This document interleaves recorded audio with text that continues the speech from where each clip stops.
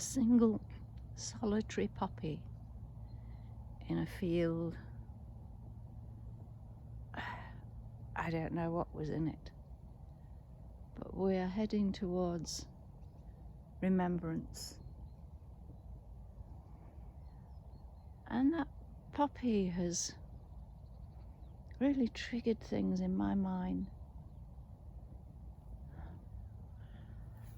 My remembering, yes, of those who gave their lives during past wars, of those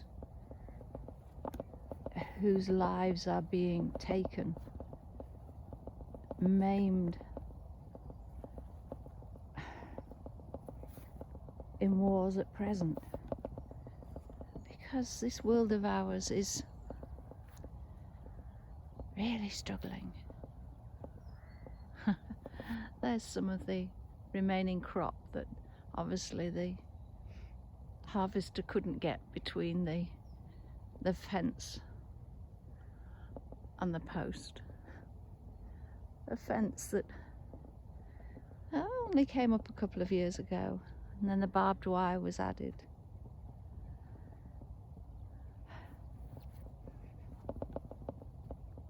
It really has affected the way I walk along here, which is stupid, because if I cast my eye this way, no fence, just fields. And I always love the fact that that tree remains in the middle of this field. I sort of expect it to have gone when I come back after a while. No, it's still there. Unlike the sycamore on Hadrian's wall. I believe they've dug up the roots of that now. Oh, how I wish that they had left the roots, because the roots were still alive, a living being. And the remnants of that trunk,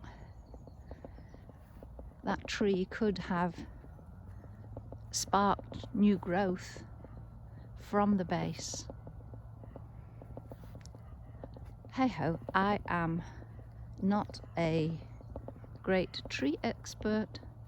I am hoping that those who are wiser in such knowledge, that doesn't sound right, who have greater depths of knowledge around things like that, that's better, that they know what they're doing.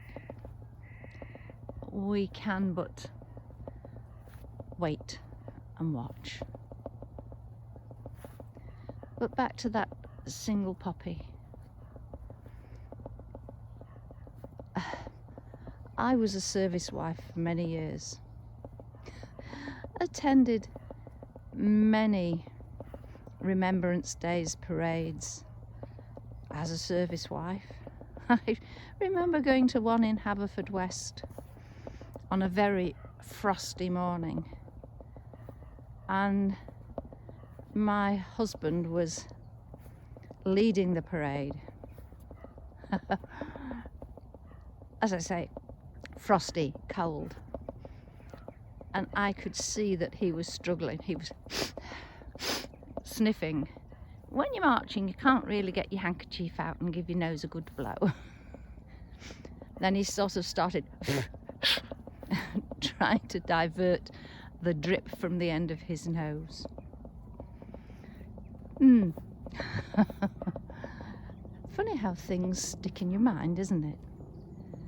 And Cubs parades, with them standing, behaving very nicely for the minute's silence.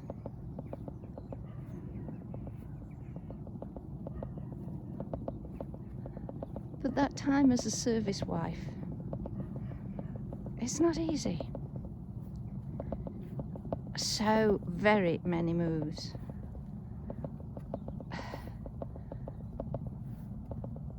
And unfortunately, my ex-husband was not one to get stuck in and help with things like that.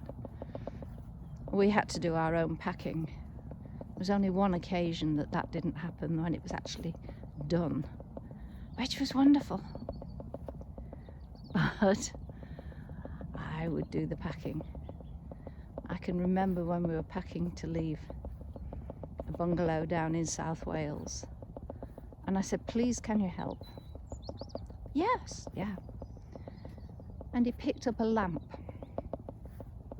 and I'd got, I think, 3 packing crates on the go with different things, different weights in them that were going to be in different locations in our new abode. And he walked round trying to place this lamp undismantled, so the shade's still in place, unwrapped, so the pottery base unprotected. He went round the 3 boxes, endeavoured to fit the lamp into the top of one of the boxes, then the next, and when it wouldn't fit nice and snugly into the 3rd, he put it back whence it had come and said, "I'm no good at this," and off he went. Yeah, the side of service life that isn't seen, but also the side of so many people who are the wind beneath the wings of others, who support them in whatever they do, enabling them the time, the opportunity, the wherewithal to be able to achieve in their chosen field. And there are a lot of partners who fit into that category.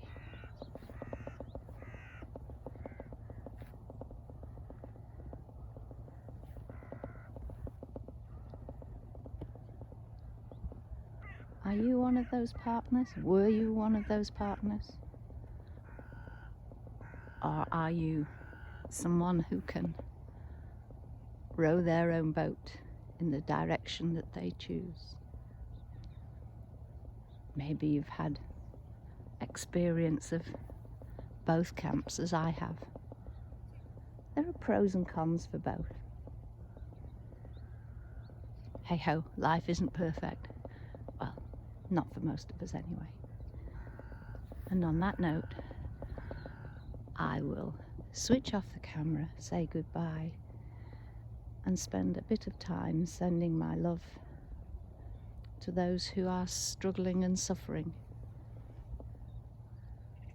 in wars, in natural disasters at present. Thank you for joining me. Bye.